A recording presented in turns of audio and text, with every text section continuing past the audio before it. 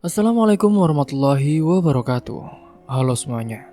Jumpa kembali dengan saya, Karstu. Apa kabar kalian semua? Semoga kalian selalu sehat, baik, dan tentunya dimudahkan segala urusannya oleh Tuhan Yang Maha Esa. Amin, amin, ya rabbal alamin. Oke, seperti biasa, kali ini saya akan menceritakan sebuah kisah horor. Dan bagi kalian yang baru bergabung, jangan lupa klik tombol subscribe-nya. Klik juga lonceng notifikasinya serta like video ini agar kalian tidak ketinggalan cerita-cerita menarik dari channel kami. Oke, terima kasih. Dan langsung saja tanpa berlama-lama lagi, bagaimana kisahnya? Ini dia ceritanya. Karyam membuka matanya saat azan subuh berkumandang. Suara lembut dari masjid kecil di ujung gang menyelinap melalui jendela kayu rumahnya yang sederhana. Ia segera bangkit berhati-hati agar tidak membangunkan 4 anaknya yang masih terlelap di kasur tipis di ruang depan. Suaminya Pak Waluyo sudah lebih dulu bangun dan sedang memanaskan motor tuanya di luar rumah. Motor itu adalah alat utama penghasilan mereka, kendaraan yang mengantar Pak Waluyo untuk menarik penumpang dari pagi hingga malam. Karyam menarik nafas dalam-dalam menyadari bahwa hari ini akan menjadi hari yang panjang seperti biasanya. Ia segera menuju dapur tempat sebuah kompor minyak berdiri dengan panci kecil yang sudah menunggu untuk dipakai. Dengan tangan cekatan ia pun mulai memasak nasi dan juga menggoreng tempe. Menu sederhana yang akan menjadi bekal suaminya sepanjang hari. Anak-anaknya Siti yang duduk di kelas 6 SD, Ardi yang kelas 4, Tini yang masih di kelas 1, dan juga si bungsu Wulan yang baru berusia 4 tahun, masih terlelap di tidurnya. Siti meskipun usianya masih muda sering membantu Karyam menjaga adik-adiknya saat ia harus bekerja. Gadis itu sudah memahami kehidupan keras yang mereka jalani dan mencoba meringankan beban ibunya sebisa mungkin. Setelah menyelesaikan masakan, Karyam membungkus nasi dan tempe itu dengan daun pisang. "Ini mas, buat bekal," katanya sambil menyerahkan bungkusan itu kepada Pak Waluyo yang baru saja masuk ke dapur setelah memastikan motornya siap untuk beroperasi. Pak Waluyo tersenyum kecil saat itu. "Terima kasih ya bu, kamu sendiri jangan lupa makan, ya, biar nanti nggak kecapean." Karyam hanya mengangguk setelah suaminya pergi. Ia mulai menyiapkan anak-anaknya. Siti dan Ardi harus segera berangkat ke sekolah sementara Tini dan Wulan akan dibawanya ke pasar tempat ia bekerja. Pasar itu juga adalah sumber kehidupannya, tempat ia membantu seorang pedagang sayur sebagai buruh harian. Pekerjaannya sederhana tetapi melelahkan. Mengangkut sayur mayur, menata barang dagangan dan juga melayani pembeli. Ketika matahari mulai muncul di ufuk timur, Karyam sudah berjalan ke arah pasar dengan 2 anaknya yang lebih kecil. Wulan duduk nyaman di gendongan kain di punggungnya, sementara Tini, dia berjalan sambil menggandeng tangannya. Jalan menuju pasar berbatu dan juga berdebu, tapi Karyam sudah terbiasa dengan itu. Setiap langkah yang ia ambil, setiap keringat yang menetes, adalah perjuangan untuk anak-anaknya. Sesampainya di pasar, suasana sudah ramai. Pedagang mulai menggelar dagangan. Pembeli berlalu lalang dan suara tawar-menawar memenuhi udara saat itu. Karyam segera menuju lapak Bu Mira, pemilik warung sayur tempat ia bekerja. Bu Mira adalah seorang pedagang yang baik hati, meskipun tegas dalam mengelola lapaknya saat itu. Bu Karyam, hari ini banyak pesanan bu, jadi nanti kita harus bekerja lebih cepat, ya?" ucap Bu Mira sambil tersenyum. "Iya bu, siap," jawab Karyam dengan semangat meski tubuhnya sudah terasa lelah. Ia segera mengangkat peti-peti sayuran dari gerobak lapak. Sementara Wulan yang masih kecil diletakkannya di sudut lapak, bermain dengan boneka kain yang dibuatnya sendiri. Tini anaknya meskipun masih kecil, ia juga ikut membantu dengan menata cabai dan juga tomat yang ada di lapak itu. Hari itu berjalan seperti biasanya, penuh kesibukan. Karyam sekali menyeka keringat di dahinya dengan kain kerudung lusuh yang ia pakai. Pembeli datang silih berganti memesan sayur, menawar harga dan juga terkadang mengeluh. Tapi Karyam tak pernah mengeluh. Ia tahu apa yang ia lakukan adalah demi anak-anaknya. Saat siang menjelang panas matahari mulai menyengat, Karyam mengambil beberapa potong tempe yang tersisa di rumah tadi pagi dan membaginya dengan Tina dan juga Wulan. "Nak, ini makan dulu, biar kuat," katanya sambil tersenyum kepada anak-anaknya. "Bu, nanti kita beli es teh ya, Bu?" tanya Tini dengan mata berbinar. Ia tahu membeli es teh adalah kemewahan kecil yang hanya bisa mereka rasakan sekali. "Iya, nanti kalau ada uang lebih ya, Nak," jawab Karyam dengan lembut. Ia berharap hari ini penghasilannya cukup untuk memenuhi permintaan sederhana itu. Hingga waktu terus berjalan dan akhirnya pun sore telah tiba. Pasar mulai sepi dan Karyam membantu Bu Mira membereskan dagangan yang tersisa. Setelah pekerjaan selesai, Bu Mira menyerahkan upah hari itu. Meskipun jumlahnya tak seberapa, Karyam menerimanya dengan rasa syukur. "Terima kasih ya Bu Mira. Kalau gitu, saya pamit pulang dulu." "Iya Bu Karyam, besok kesini lagi ya. Kerjanya lebih semangat, biar nanti dapat uangnya juga lebih banyak." "Iya Bu, terima kasih." Hingga singkatnya saat itu dalam perjalanan pulang, ia mampir ke warung kecil di pinggir jalanan untuk membeli es teh. Tini melompat kegirangan sementara Wulan hanya tersenyum lebar di gendongan ibunya. Melihat anak-anaknya bahagia meski hanya karena hal sederhana, membuat hati Karyam ini terasa sangat hangat. Ketika mereka tiba di rumah, hari sudah mulai gelap. Siti dan Ardi sudah pulang dari sekolah dan sedang belajar di ruang depan. Sementara Pak Waloyo suaminya belum pulang. Memang seperti biasanya Karyam tahu, suaminya ini akan bekerja dari pagi buta hingga malam telah larut, hanya untuk menambah penghasilan bagi keluarganya.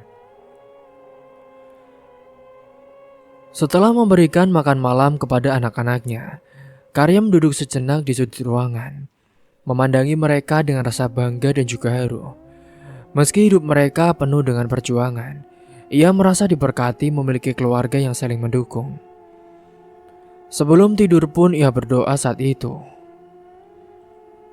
"Ya Allah, kuatkan kami, supaya kami sanggup dalam menjalani hari-hari ini. Berkahilah usaha kami, dan jadikan anak-anak kami anak-anak yang baik dan sukses." Hingga malam itu pun, Karyam tertidur dengan senyum kecil di wajahnya. Meski tubuhnya lelah di tengah segala kesulitan, ia tetap percaya bahwa perjuangannya tidak akan sia-sia. Keluarganya adalah harta yang paling berharga, dan ia akan terus berjuang untuk mereka semua.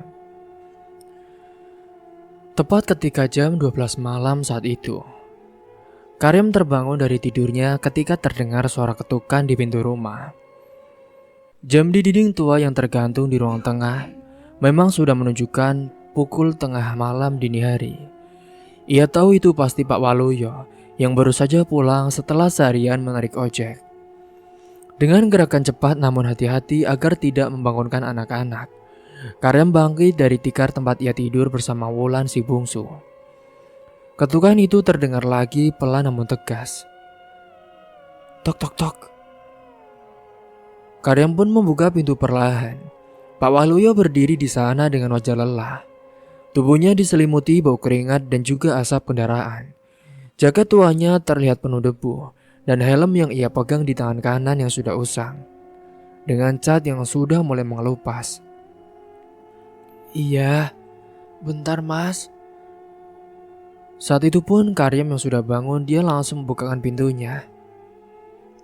"Silakan masuk Mas. Kamu sudah makan apa belum?" tanya Karyam dengan nada lembut, meski rasa khawatir tampak jelas di wajahnya. "Belum Bu," jawab Pak Waluyo sambil melepas jaketnya dan menggantungkannya di dinding. Ia duduk di lantai menghela nafas panjang saat itu. Hari ini penumpangnya nggak terlalu banyak, Bu. Capek, jadi Bapak nggak dapat banyak. Karyam hanya mengangguk kecil, ia pun berjalan ke dapur, menyalakan lampu kecil di sudut ruangan. Di atas meja itu ada sisa nasi dari makan malam tadi, cukup untuk 1 piring. Ia pun mengambil ikan asin yang sudah digoreng sore tadi, lalu menyajikannya bersama nasi di piring logam yang mulai kusam. Mas, ini makanannya. Maaf ya mas, cuma ada sisa nasi sama ikan asin. Minumnya air putih dulu ya mas, soalnya teh sama gulanya habis, jadi nggak bisa bikin teh. Ucap Karyam sambil meletakkan piring itu di hadapan Pak Waluyo. Pak Waluyo tersenyum kecil meski matanya tampak sayu. Iya, nggak apa-apa bu, yang penting kan masih ada. Alhamdulillah, kita bersyukur saja. Ia lalu makan perlahan, mengunyah setiap suapan dengan hati-hati. Sementara itu, Karyam duduk di sampingnya memandang suaminya dengan penuh rasa iba. Ia tahu di balik kelelahan itu, Pak Waluyo menyimpan banyak pikiran tentang kehidupan mereka yang penuh dengan kekurangan. Setelah selesai makan, Pak Waluyo menyandarkan tubuhnya ke dinding, menghela nafas lagi saat itu. Uang hari ini cuma cukup buat bensin sama makan. Kalau terus begini, aku nggak tahu gimana kita bayar kontrakan bulan depan, Bu. Kata-kata itu membuat dada Karyam terasa sesak. Ia sudah memikirkan hal yang sama selama berhari-hari. Tapi ketika mendengar suaminya mengatakannya, membuat kekhawatirannya pun semakin nyata. Kontrakan mereka yang kecil dengan dinding kayu yang mulai lapuk harus dibayar dalam seminggu lagi.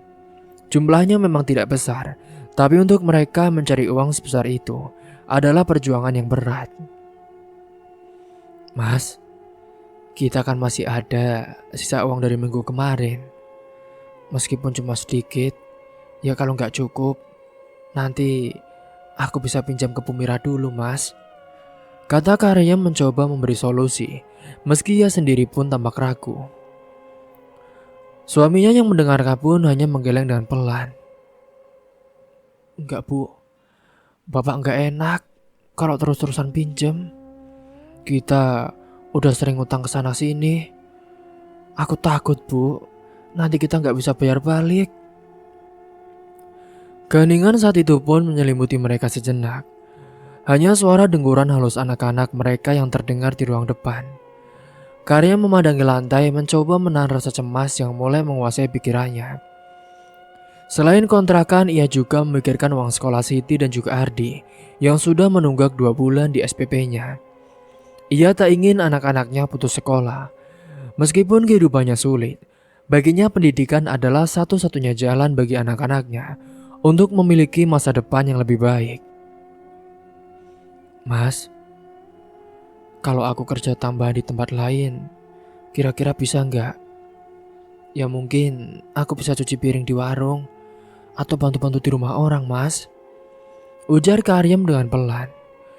Pak Waluyo menatap istrinya dengan mata penuh kelelahan, namun juga rasa kasih sayang. Bu, aku tahu kamu selalu mau bantu. Tapi aku juga nggak mau kamu kecapean, Bu. Kamu sudah kerja di pasar dari pagi sampai sore. Kalau ditambah lagi, nanti kamu sakit. Kamu juga kan harus mengurus anak-anak, menjaga rumah. Kalau kamu sakit, siapa yang jagain anak-anak semuanya, Bu?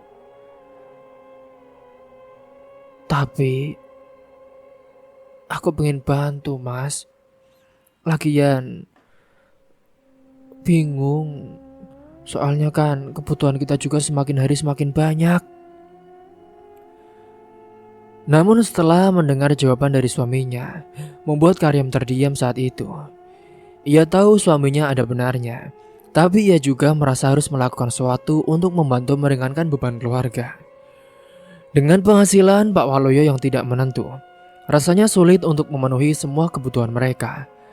Kadang ia merasa marah pada keadaan, Tapi ia juga segera menepis perasaan itu. Bagaimanapun juga ia tahu suaminya sudah bekerja dengan keras. Ya sudah mas, saya usahakan ya mas. Saya cuma minta izin. Nanti aku mau cari-cari tambahan. Mungkin ada kerjaan yang bisa aku ambil malam-malam. Aku gak apa-apa capek mas.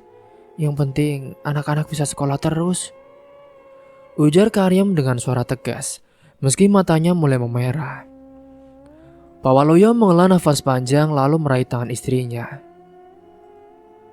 Karyam, aku ngerti bu. Aku ngerti kamu selalu mikirin anak-anak. Aku juga mikir hal yang sama. Tapi kan, itu semua biarkan menjadi tanggung jawab aku sebagai suami. Kalau kamu sakit, nanti aku malah bingung. Aku gak tahu harus gimana. Hingga malam itu pun mereka terus berbicara, mencoba mencari cara untuk menghadapi kesulitan yang mereka alami. Karyam tahu hidup mereka tidak akan pernah mudah, tapi melihat suaminya yang terus berjuang, dan juga anak-anak mereka yang masih kecil namun penuh harapan, membuatnya merasa harus tetap kuat. Ia berjanji pada dirinya sendiri bahwa ia akan melakukan apa saja untuk memastikan keluarganya bisa terus bertahan, meski harus mengorbankan dirinya sendiri. Ketika akhirnya mereka berbaring untuk tidur, suara malam yang sepi pun menyelimuti rumah mereka. Meski tubuhnya terasa lelah, pikiran Karyam terus bekerja. Ia memikirkan semua cara yang mungkin bisa mereka lakukan untuk mengatasi masalah ini. Ia tahu hidup adalah perjuangan, dan ia tidak akan pernah menyerah begitu saja. Dengan doa yang ia panjatkan dalam hati, ia hanya bisa memohon kekuatan kepada Tuhan untuk menghadapi hari-hari yang akan datang. Singkatnya, ketika waktu sudah menunjukkan pukul jam 1 dini hari, mereka pun harus tertidur. Karena nantinya ketika jam 5, Pak Waluyo harus segera bangun untuk bersiap-siap menarik ojek. Itulah kehidupan yang dialami Pak Waluyo setiap harinya. Keesokan harinya, pagi baru saja merekah ketika Karyam mendapat kabar yang membuatnya hampir tak percaya. Bu Mira, pedagang sayur di tempatnya bekerja, datang menghampirinya dengan wajah sumringah. Karyam, aku punya kabar baik buat kamu, ujar Bu Mira sambil meletakkan tumpukan kol di lapaknya. Ada apa ya Bu Mira? Kelihatannya kok sumringah gitu. Karyam bertanya, penasaran tapi juga ragu. Ia sudah lama tidak mendengar kabar baik dalam hidupnya. Ini Bu, Juragan Aryo, dia lagi butuh pembantu buat ngurus rumahnya. Aku tadi pagi ditanya loh, siapa tahu ada yang kenal sama orang yang rajin dan jujur. Ya, jadi aku langsung saja sebut namamu. Kamu mau gak Bu? Bu Mira bertanya dengan penuh antusias. Karyam pun terdiam sejenak. Nama Juragan Aryo sudah tak asing baginya. Ia adalah seorang pedagang kain sukses yang tinggal di rumah besar di ujung kampung desanya. Meskipun dikenal dermawan, Juragan Aryo juga penuh misteri. Tidak ada yang tahu banyak tentang kehidupannya, selain fakta bahwa ia tidak pernah menikah dan hanya mengadopsi seorang anak perempuan beberapa tahun lalu. Iya Bu, aku mau. Tentu saja aku mau Bu, jawab Karyam akhirnya. Matanya berbinar-binar, ini seperti harapan baru di tengah hidupnya yang penuh kesulitan. Ya sudah, nanti sore kamu datang ke rumah Juragan ya. Dia sudah aku kasih tahu soal kamu. Katanya dia butuh orang yang bisa mulai secepatnya, kata Bu Mira sambil tersenyum dengan lebar. Hari itu Karyam pun menjalani pekerjaannya di pasar dengan semangat yang berbeda. Hatinya penuh dengan harapan meski juga diliputi sedikit rasa gugup. Rumah besar milik Juragan Aryo selalu tampak megah dari luar. Namun tak banyak orang yang tahu seperti apa suasananya di dalam. Karyam mencoba mengesampingkan rasa khawatir itu. Baginya ini adalah kesempatan untuk mendapatkan penghasilan lebih baik dan juga membantu suaminya. Hingga singkatnya pada saat itu, sore harinya setelah membereskan rumah dan memastikan anak-anaknya aman bersama Siti, Karyam berjalan menuju rumah Juragan Aryo. Jalan menuju rumah itu sepi, hanya dikelilingi oleh kebun-kebun kecil dan juga pohon-pohon besar yang rimbun. Rumah Juragan Aryo berdiri kokoh di ujung jalan, dengan pagar tinggi yang memberikan kesan anggun sekaligus dingin. Ketika Karyam mengetuk pintu gerbang besar itu, seorang wanita parubaya membukakan pintu. Wanita itu adalah Mbok Sarmi, pengurus rumah tangga Juragan Aryo yang sudah lama bekerja di sana. Ia menatap Karyam dari atas hingga bawah, lalu tersenyum dengan ramah. "Monggo, silakan masuk. Juragan sudah menunggu," ujar Mbok Sarmi sambil mempersilahkan Karyam masuk. Karyam mengangguk dan mengikuti Mbok Sarmi. Langkah kakinya terasa berat saat melewati taman yang luas dan juga indah, dengan kolam kecil yang dipenuhi bunga teratai. Begitu memasuki rumah, ia merasa kagum sekaligus sedikit canggung. Interiornya terlihat mewah dengan lantai marmer mengilap, dan juga perabotan kayu jati yang terlihat mahal. Di ruang tengah, Juragan Aryo sudah duduk di kursi besar, mengenakan kemeja putih yang rapi. Juragan Aryo adalah pria parubaya dengan penampilan bersih dan juga tenang. Rambutnya mulai memutih di beberapa bagian, namun sorot matanya yang tajam dan juga penuh wibawa. Bagi siapa saja yang melihatnya, meski begitu ada sesuatu yang sulit dibaca dari ekspresinya, seolah ia menyimpan banyak rahasia. "Kamu, Karyam yo?" tanyanya dengan suara dalam yang tenang. "Iya Pak, saya Karyam," jawabnya sambil menunduk hormat. Juragan Aryo memandangnya sejenak, lalu mengangguk.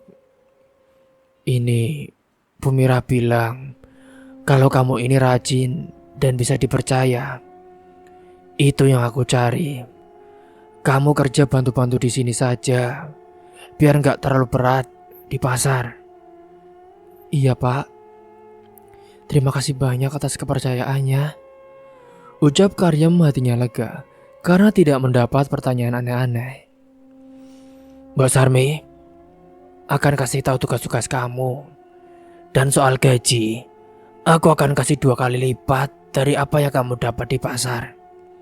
Cukup untuk bantu keluarga kamu." "Iya." "Iya Pak," lanjut Juragan Aryo dengan nada yang hampir tak berperasaan, seperti seorang yang terbiasa mengatur tanpa banyak bertanya. Karyam pun hampir tak percaya mendengar kata-kata itu. 2 kali lipat dari penghasilannya sekarang.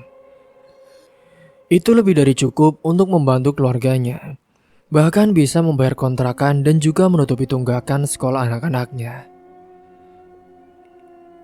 "Iya Pak, ya Juragan. Terima kasih banyak. Saya sangat bersyukur," katanya hampir tak bisa menahan rasa harunya. Sejak hari itu pun Karyam mulai bekerja di rumah Juragan Aryo. Pekerjaannya tidak terlalu berat. Sebagian besar membantu Mbok Sarmi membersihkan rumah, memasak dan juga sekali menemani anak angkat Juragan Aryo, seorang gadis kecil bernama Maya yang pendiam namun manis. Maya tidak banyak bicara, tapi ia sering tersenyum kepada Karyam, seolah sudah merasa nyaman dengan kehadirannya. Meski pekerjaannya itu membawa kebahagiaan baru bagi Karyam, ada sesuatu tentang Juragan Aryo yang terus membuatnya penasaran. Pria itu jarang terlihat di rumah, tapi ketika ada, ia lebih suka menghabiskan waktu di ruang kerjanya yang tertutup rapat. Tidak ada yang diizinkan masuk ke ruangan itu, bahkan Mbok Sarmi sekalipun. Hingga suatu kali saat Karyam mencoba mengintip dari celah pintu saat membersihkan lorong, tapi ia hanya bisa melihat rak-rak besar penuh buku dan juga kain-kain indah yang dilipat dengan rapi. Juragan Aryo memang orang yang baik, tapi kalau beliau menyimpan banyak hal untuk dirinya sendiri, jangan berani-berani untuk masuk. Karyam mengangguk meski ia tidak sepenuhnya mengerti apa yang dimaksud oleh Mbok Sarmi. Baginya Juragan Aryo adalah seorang yang telah memberinya kesempatan untuk memperbaiki hidup. Rasa penasaran tentang pria itu pun tidak terlalu penting dibandingkan rasa syukurnya. Hingga setiap kali pulang ke rumahnya, Karyam membawa sedikit makanan sisa dari rumah Juragan Aryo untuk anak-anaknya. Dengan penghasilan barunya, ia mulai bisa menabung sedikit demi sedikit. Pak Waluyo juga tampak lebih lega. Meski tetap bekerja keras menarik ojek, keluarga mereka perlahan-lahan mulai merasa ada secerca harapan. Namun di balik semua itu, Karyam juga merasa bahwa hidupnya kini terhubung dengan sesuatu yang lebih besar dari sekedar pekerjaan. Ia merasa bahwa ada cerita lain di balik sok Juragan Aryo yang misterius. Tapi untuk saat ini, ia memilih fokus pada satu hal, membangun masa depan yang lebih baik untuk keluarganya. Hari itu setelah hampir 3 minggu bekerja di rumah Juragan Aryo, Karyam merasa semakin terbiasa dengan tugas-tugasnya. Ia dan Mbok Sarmi bekerja dengan ritme yang selaras, membersihkan rumah besar itu, memasak dan juga sekali menemani Maya bermain di halaman belakang. Namun hari itu ada kabar mendadak yang mengubah segalanya. "Karyam," panggil Mbok Sarmi dengan nada sedih saat mereka sedang bersiapkan makan siang. "Iya Mbok, ada apa?" tanya Karyam berhenti sejenak dari pekerjaannya. Mbok Sarmi menghela nafas panjang sebelum menjawab. "Aku dapat kabar dari kampung. Suamiku meninggal dunia tadi pagi. Jadi, aku harus pulang secepatnya." Mata Karyam membesar terkejut. "Innalillahi wa inna ilaihi raji'un. Maaf ya Mbok, saya ikut berduka cita. Apa yang bisa saya bantu Mbok?" Mbok Sarmi hanya menggeleng sambil mengusap air matanya. "Gak usah Karyam, tapi saya minta tolong. Selama aku gak ada, kamu yang harus jaga rumah ini. Juragan sudah tahu dan beliau bilang nanti mau bicara langsung sama kamu." Tak lama setelah itu, Juragan Aryo pun memanggil Karyam ke ruang tamu. Ia duduk di kursinya yang besar, tampak tenang seperti biasa, meskipun ada sedikit kerutan di dahinya. "Karyam, aku sudah dengar kabar dari Mbok Sarmi. Dia harus pulang kampung karena keadaan darurat. Jadi mulai malam ini kamu harus tinggal di sini. Aku gak mau rumah ini kosong tanpa pengawasan. Dan Maya juga butuh seorang di rumah. Kamu bisa kan?" tanyanya dengan nada yang lebih merupakan perintah daripada permintaan. Karyam mengangguk ragu saat itu. "Iya Pak, bisa. Tapi saya harus bicara dulu dengan suami saya." "Iya, tapi pastikan kamu bisa mulai malam ini. Aku gak mau ada masalah." Malam itu pun setelah pulang dari rumah Juragan Aryo, Karyam menceritakan kepada Pak Waluyo. Suaminya terdiam sejenak lalu mengangguk dengan pelan. "Ya sudah Bu, kalau itu untuk pekerjaanmu gak apa-apa. Aku juga bisa pulang lebih awal, supaya anak-anak gak sendirian terlalu lama. Yang penting, kamu hati-hati ya," katanya dengan nada tenang meski ada sedikit kekhawatiran di wajahnya. Malam itu pun menjadi awal dari perubahan besar dalam rutinitas Karyam. Ia mulai menginap di rumah keluarga Juragan Aryo. Sementara Pak Waluyo menyesuaikan jadwal kerjanya agar bisa menjaga anak-anaknya di rumah. Setiap malam setelah Maya tidur, Karyam memastikan semua ruangan bersih dan lampu-lampu dimatikan. Rumah itu terasa begitu besar dan juga sunyi tanpa kehadiran Mbok Sarmi. Namun tugasnya di rumah Juragan Aryo perlahan berubah. Juragan Aryo mulai sering memanggilnya di malam hari, meminta bantuan untuk hal-hal yang tidak biasa. Kadang ia pun meminta Karyam menyiapkan teh di ruang kerjanya, meskipun sebelumnya ia selalu melakukannya sendiri. Ada kalanya ia memanggil hanya untuk menawarkan dan menanyakan hal sepele, seperti apakah Maya sudah tidur, atau apakah pintu gerbang sudah terkunci. "Juragan ini memang misterius. pikir Karyam dalam hati. Setiap kali ia keluar dari ruang kerja pria itu, ada sesuatu dalam cara bicara dan sikapnya yang membuatnya merasa tak sepenuhnya nyaman. Meski ia juga tahu, ia tak bisa menunjukkan alasan pastinya. Hingga suatu malam sekitar pukul jam 9, Juragan Arya memanggilnya lagi ke ruang kerja. Kali ini ia meminta Arya membersihkan kain-kain koleksinya yang terlipat rapi di rak besar. Arya, kain-kain ini harganya mahal. Aku gak percaya siapapun untuk menyentuhnya, kecuali Mbok Sarmi. Sekarang, aku percayakan ke kamu, katanya sambil merhatikan setiap gerik-gerik Karyam dengan mata yang tajam. Karyam mengangguk patuh, meski jantungnya berdetak lebih cepat. Ia bekerja dengan hati-hati memastikan tidak ada satupun kain yang terlipat salah. Sementara itu Juragan Arya duduk di kursinya, mengawasinya dalam keheningan.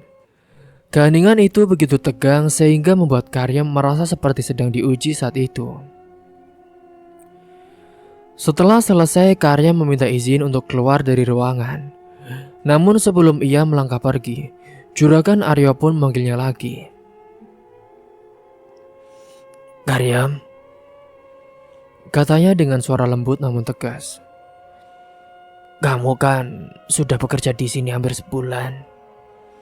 Aku senang dengan kerjaanmu. Tapi aku ingin kamu tahu, aku ini orang yang sangat menghargai loyalitas. Jadi aku bisa menawarkan gajimu lebih tinggi. Tapi kamu harus melayaniku setiap malam. Dan juga melayani ingonku. Tapi kamu janji ya, kamu jangan pernah cerita ke orang lain lagi, ataupun siapapun. Karyam yang mendengar itu pun dia kaget. Maksud Juragan, aku harus berhubungan dengan Juragan? Juragan Arya mengangguk. Iya, nanti kamu akan melayaniku, memuaskan nafsuku. Sudah, kamu tenang saja. Kamu gak usah bingung. Nanti gaji kamu akan saya naikkan 4 kali lipat. Ya, dan kamu juga saya minta untuk melayani ingon saya. Kamu harus mau digilir oleh mereka. Karyam yang bingung pun hanya mengangguk pelan. Meski ia tidak sepenuhnya mengerti maksud dari kata-kata itu. Ia pun keluar dari ruangan dengan perasaan campur aduk, mencoba menenangkan dirinya sendiri. Hingga semakin lama ia tinggal di rumah itu, ia semakin mengerti dan merasa bahwa Juragan Arya bukanlah sekedar pria kaya biasa. Ada sesuatu yang gelap dan tersembunyi di balik sikap tenangnya. Meski demikian, ia tidak pernah membahasnya dengan siapapun, bahkan dengan Pak Waluyo suaminya. Baginya pekerjaan ini adalah harapan untuk keluarga mereka dan juga privasi dari dirinya. Ia tidak ingin mengambil resiko kehilangan pekerjaan ini, meskipun dengan kerjaan tambahan harus melayaninya. Namun malam demi malam, perasaan aneh itu pun terus menghantui pikirannya. Ia hanya bisa berharap bahwa semua ini hanyalah kekhawatirannya sendiri, dan semuanya akan baik-baik saja untuk keluarganya. Karyam pun bertekad bertahan apapun yang terjadi, meskipun kini ia bekerja dengan cara yang sedikit haram. Hari-hari terus berlalu, dan kini pekerjaan Karyam di rumah Juragan Arya semakin menuntut waktu dan juga tenaganya. Juragan Arya yang semakin sering manggilnya ke ruang kerja atau ke ruang dalam kamarnya, terutama di malam hari. Awalnya memang hanya untuk urusan-urusan kecil. Namun kali ini lambat laun, permintaan itu pun berubah menjadi sesuatu yang tak pernah Karyam bayangkan. Ia harus melayani Juragan. Pada suatu malam yang sunyi setelah Maya dan seluruh penghuni rumah sudah tertidur, Juragan Arya memanggil Karyam ke ruang kerjanya. Di balik pintu kayu tebal itu, pria berwajah tenang itu menyampaikan sebuah permintaan yang membuat Karyam membeku di tempat. Dengan suara lembut namun penuh wibawa, ia menawarkan sesuatu yang sulit ditolak. Gimana Karyam?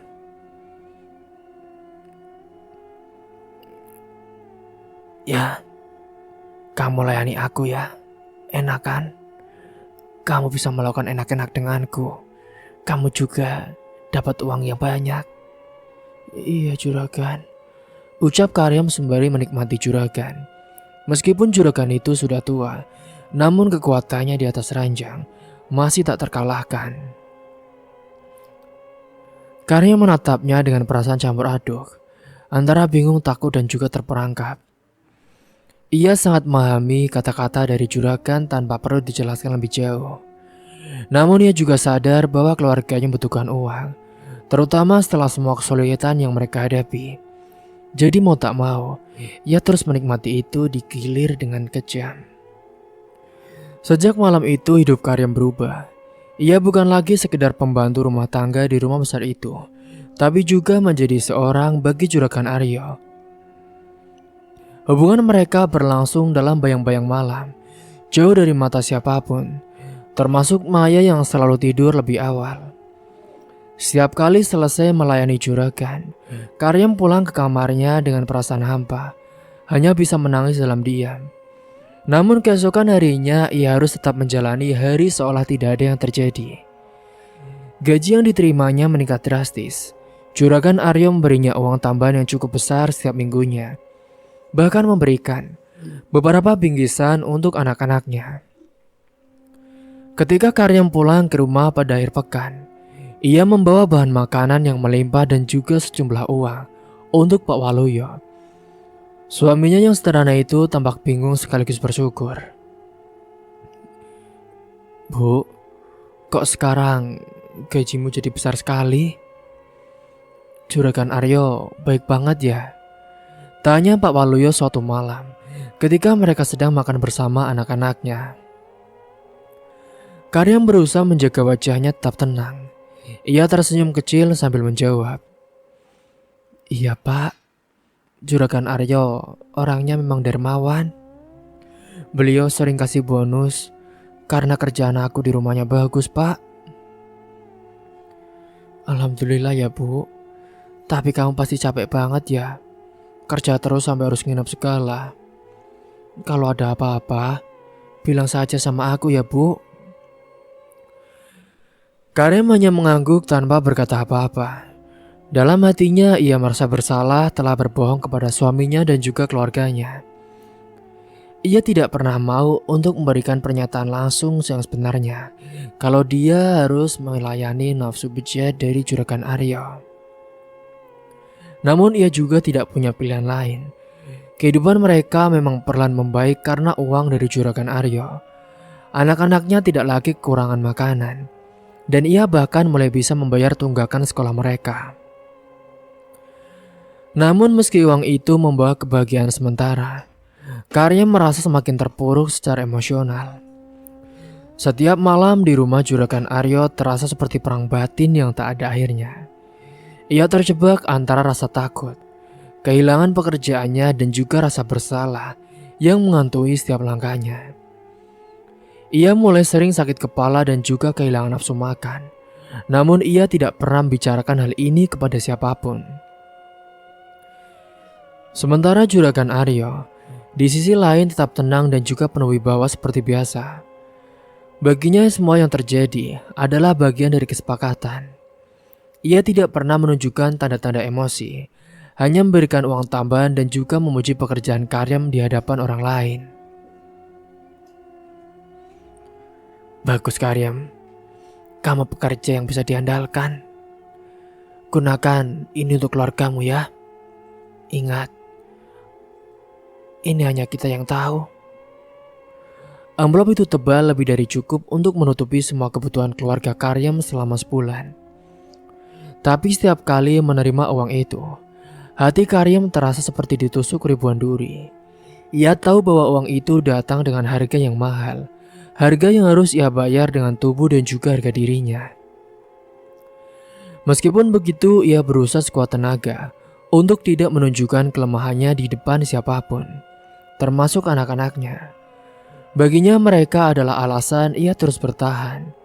Ketika melihat senyum mereka yang polos, Karyam merasa semua pengorbanannya tidak sia-sia. Meski ia harus menahan beban yang begitu berat. Namun di balik semua itu ada sesuatu yang terus mengganjal di hati Karyam. Ia tahu kebohongan yang ia simpan ini tidak bisa bertahan untuk selamanya. Suatu saat, kebenaran akan terungkap, entah bagaimanapun caranya. Dan ketika hari itu tiba, ia tidak tahu apa yang akan terjadi pada dirinya, keluarganya, atau bahkan juragan Aryo. Sampai saat itu pun Karyam hanya bisa berharap bahwa ia cukup kuat untuk menghadapi apapun yang akan datang. Baginya hidup adalah tentang bertahan meski harus mengorbankan segalanya. Ia rela digilir dengan orang-orang, dengan juragan dan juga anak bawahannya. Yang penting, dia bisa mendapatkan uang untuk kebutuhan keluarga dan juga anak-anaknya. Semoga kita semua bisa mengambil hikmah dan pelajaran dari kisah ini. Mungkin itu saja yang dapat saya sampaikan. Kurang lebihnya mohon maaf apabila ada salah kata ataupun ucapan yang kurang berkenan bagi kalian semua. Sampai jumpa di cerita selanjutnya. Akhir kata, wassalamualaikum warahmatullahi wabarakatuh.